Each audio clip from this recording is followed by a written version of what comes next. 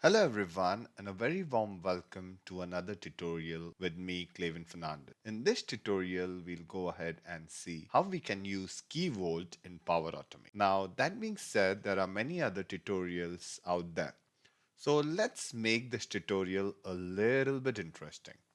When I say that, first and foremost I'll cover the basics, right? The basics would be I would create a key vault, but the key vault that I create would be with my personal account.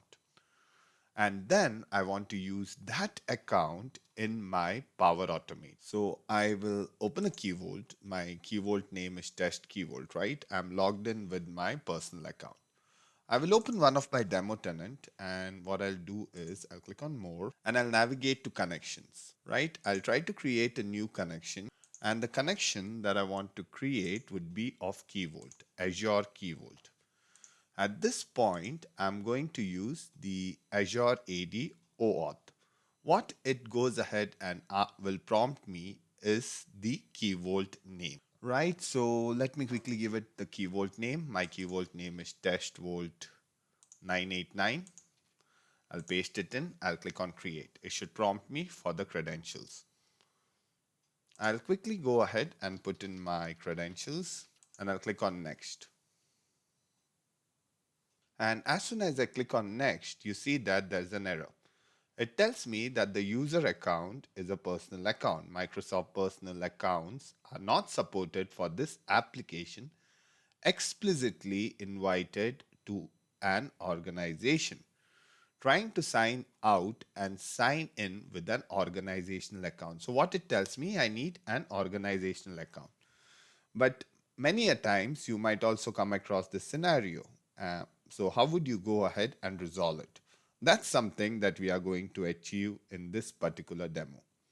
So now that you understand the problem statement, let's go ahead and quickly create a key vault so that we can get through the basics. And what I'm going to do is I'm going to create a key vault. So all of you who are new to Key Vault, Key Vault is a service used for storing and accessing secrets. A secret is anything that you want to have tight controls, such as maybe API keys, passwords, certificates, cryptographic keys, etc. All of those, if you want to store it in a secure area and use it with your application, that is what Key Vault is all about.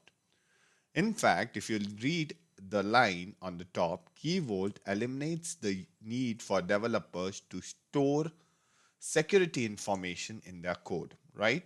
In our case, we are power users. So Key Vault will eliminate to store the security configuration, for example, username and password in a Power Automate.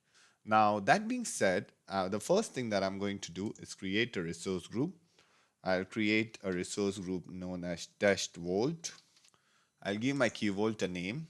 I'll create it in East US, that's fine.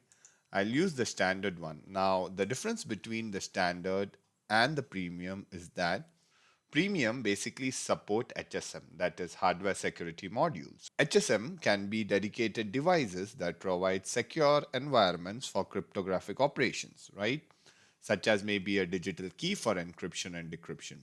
If you want to store backed up keys, you can go ahead and use this pricing tier. But for this example, I'll use the standard, right? Maybe in the future, I create something related to HSM. I'll go ahead and use the default settings.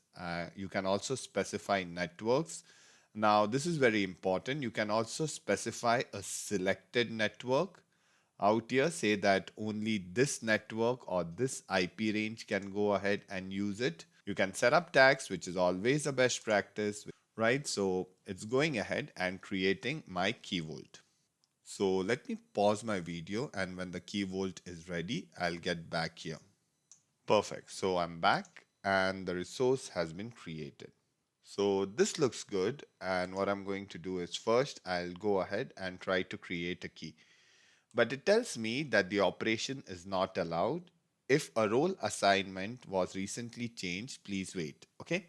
So basically, Key Vault provides an extra layer of security.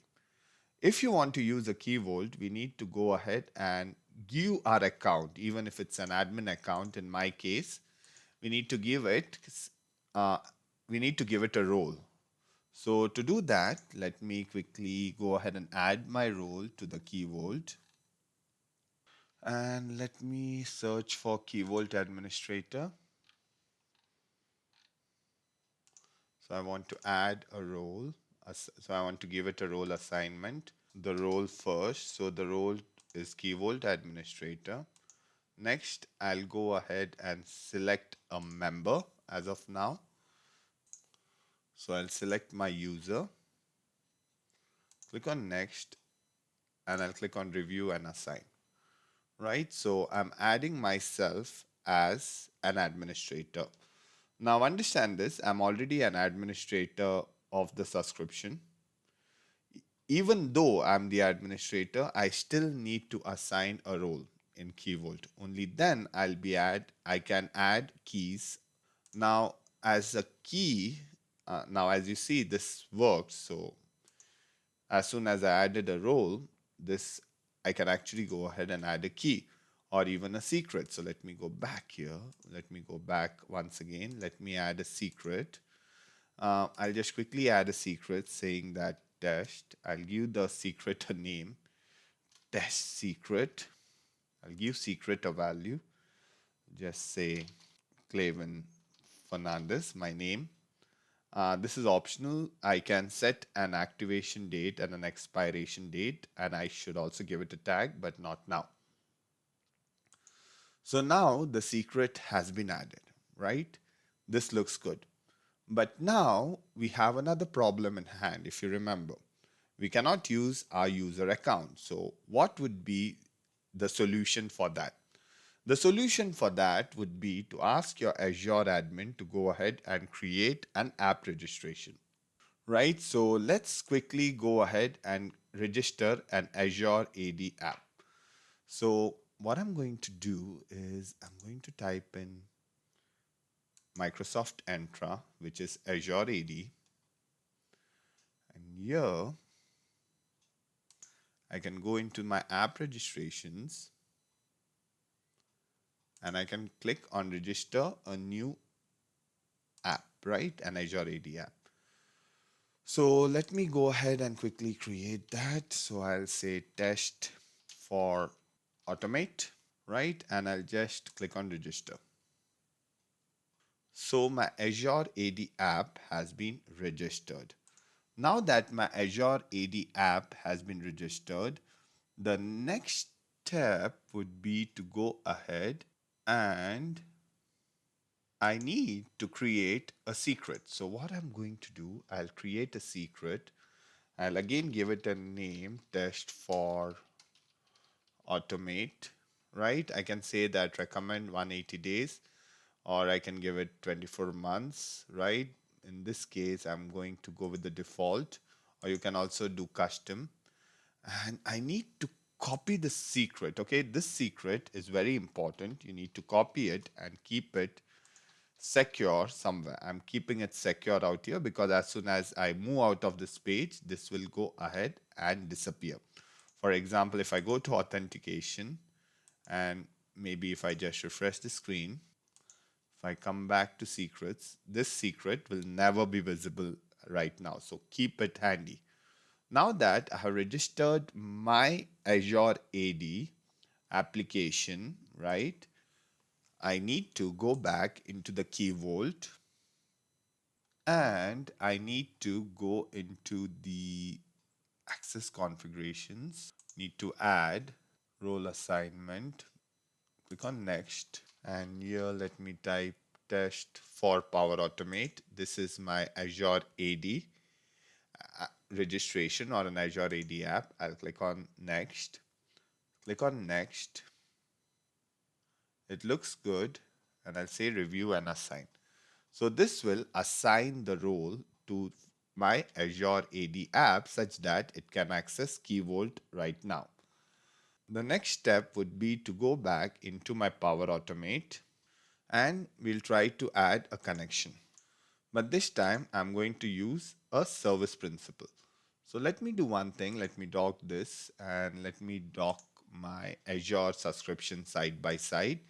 It is asking me for a client ID, which I should have copied, but I'll go back into my Entra. I'll go into my app registrations. I'll click on all applications, view all applications in this directory. Test for Power Automate was the name. I'll copy the client ID. I'll copy my client secret. I'll copy my tenant ID as well. And I will also go back and copy my Key Vault name. Right, so my Key Vault name is Test Vault 12582, and I'll click on Create. Perfect. So now you see the Key Vault got added without any problems, right? So let me go back and let me try to create a flow and see if I can access the secret. I'll go ahead and create a flow. Let me just create an instant flow. Click on manual flow trigger and let me add an action. The action that I'm going to add is Key Vault. So it's going to be Key Vault out here. And here, if you see, Key Vault has a number of actions that I can use, such as get secret, encrypt data with keys, etc., etc., right? So in this demo, I'm going to use get secret. If you see, the secret that I have is known as test secret, which automatically is populated in the drop down. And I can go ahead and add a compose and log this secret, right? I'm going to log the secret by clicking here,